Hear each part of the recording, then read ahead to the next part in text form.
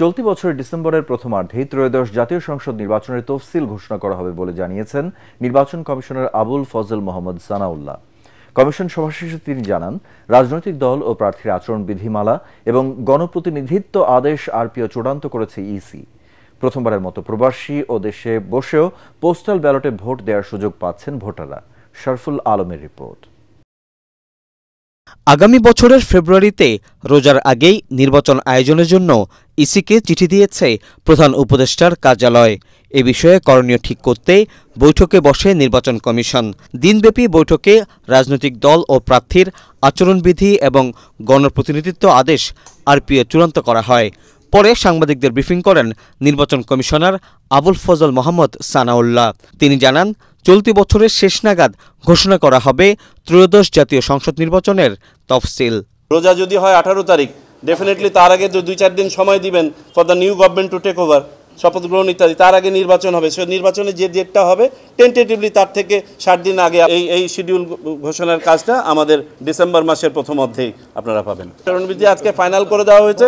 আবারও বলি, আমাদেরকে তো একটু হোল্ড করে রাখতে হবে আপনার আরপিওটা পাবলিশ না হওয়া পর্যন্ত। তো প্রার্থী এবং দলের যে আচরণবিধির খসড়া ছিল, যেটার উপরে আমরা মতামত নিয়েছিলাম অনলাইনে এটা দেওয়ার পরে, সেটার ভিত্তিতে আজকে এই আচরণবিধি চূড়ান্ত করা হয়েছে।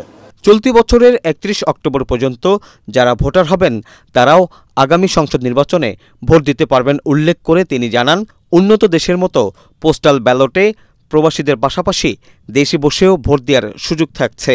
তবে এজন্য আগে থেকেই করতে হবে নিবন্ধন। প্রবাসীদের কাছে শুধুমাত্র সিম্বল ব্যালট যাবে, সেটাই হবে তাদের পোস্টাল ব্যালট, এবং সেই সিম্বল ব্যালটে যতগুলো সিম্বল থাকা দরকার সেই সিম্বলগুলো থাকবে। প্রবাসীরা ভোট দিবেন সিম্বল যখন অ্যাসাইন করা হবে প্রার্থীদেরকে, তারপরে ইন কান্ট্রি ভোটিং যেটা আছে পোস্টাল ব্যালট।